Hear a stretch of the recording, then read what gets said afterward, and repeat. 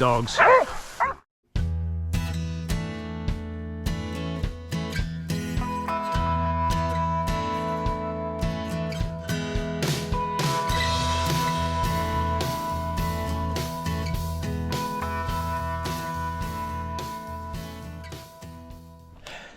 One of the things the pigs love to chew. This is pandanus. Got a few species up here. Kind of got strap-like serrated leaves. Can actually be pretty hard to get through when it's real thick, so it cuts you up a bit. But the growing tips have a lot of starch in them, and you can see the pigs quite like to chew them up when they can, which is bad news because these things fruit prolifically when they get round to it, and a lot of creatures in the rainforest and in the dry country rely on that big fruiting. A lot of the birds as well as the small mammals. So yeah, if the pigs chew up the plant before it's fruited, it makes life tougher for everyone. Sweet! Love that sound. The dogs have been interested for quite a while. Finally just came across another little creek crossing, and me, a Spike and Prickle it was that worked out, and they've got a decent bail going now. Now, if I'm clever, I can stick on this old logging track. As long as I can clear the crap out of the way. Yeah, look at the sign on this track. Good dogs.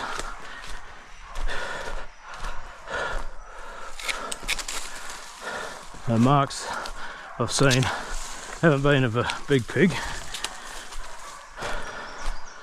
but that doesn't always mean much. It's not necessarily the pig that they've caught. These logging tracks are rapidly becoming non-existent these days. Scrub doesn't take long to grow over them. It looks like they might have him right on the track for me. Very civilised of them.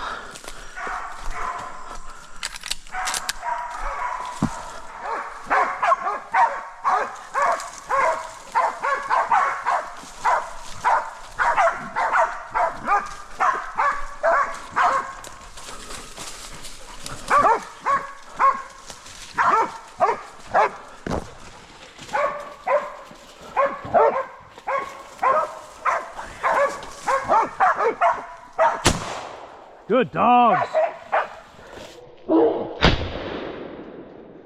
Wow, what a fat boar! Hey, good dogs! Nothing wrong with him. Big thick fighting shield on him, good dogs! Well, this here is a perfectly respectable lump of rainforest pork. Really nice fat boar, beautiful condition. Got a big fighting shield, pretty decent sized little fighting hooks as well. Luckily it doesn't look like any of the dogs got tagged. Yeah, so this was fairly straightforward finding bail for these guys. He was up an old logging track and they bailed him just off the track, which is going to make the carry out a lot easier. So yeah, it was Spike, Mia and Prickle who were on the ball. Bindi was sort of hanging around for some reason. I think she'd sort of lost the others and come back to me, and yeah, wasn't really aware of what was going on. But nonetheless, she got there in the end once the barking started, and yeah, we nailed this bloke. Awesome morning boar, and I'm going to call it a day and carry him out, and I'm pretty happy with one boar for a morning. I've got some cooking to do. I've got a nice big lump of pork I'm going to put on the smoker when I get back, and I'm going to have a bit of work in front of me because I'm going to take this guy out for sausage meat. I think he's hugely fat, so he's going to be a good condition sausage pig. All right, good dogs, good dogs. We'll get going.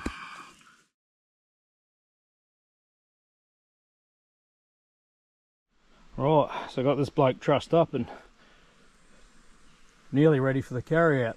Trouble is, I've forgotten my jaw rope, which I do from time to time. Luckily, we're in the rainforest. The rainforest tends to provide when it comes to things like that. So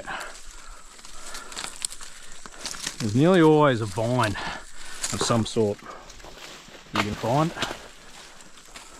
The place is actually notorious for it. So obviously you need to find the most supple vine you can, and then what I do is wrap it around my hand like that, which breaks the long fibres like so. Then I'll do it on the opposite side, the opposite way, and doing that means it's more likely that when you tie a knot in it, it will hold rather than just snapping. Now that's a bit woodier than I'd like, but there actually isn't a hell of a lot of choice around here where I am. It's all tends to be a bit wait a while and rubbish. So anyway, we'll hook that through him like so. And when I'm doing this, I tend to try and tie very loose knots, nothing too tight, because the structure of the vine won't really handle it. It's a bit of a delicate process. So pretty basic sort of a reef knot slash granny knot, whichever is your preference. And there, that should give me some sort of a purchase. Yeah, see, sliding is not ideal, but we'll see how we go. Lean him up against something.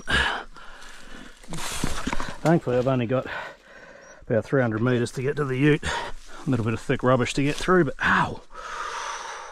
You know, watch that, eh? Wouldn't be the first time I've been wounded by a dead pig. I know other blokes that have actually managed to injure themselves fairly seriously, been incautious around the hooks, even when he's dead. The edges of those, they're like knives. They're very sharp.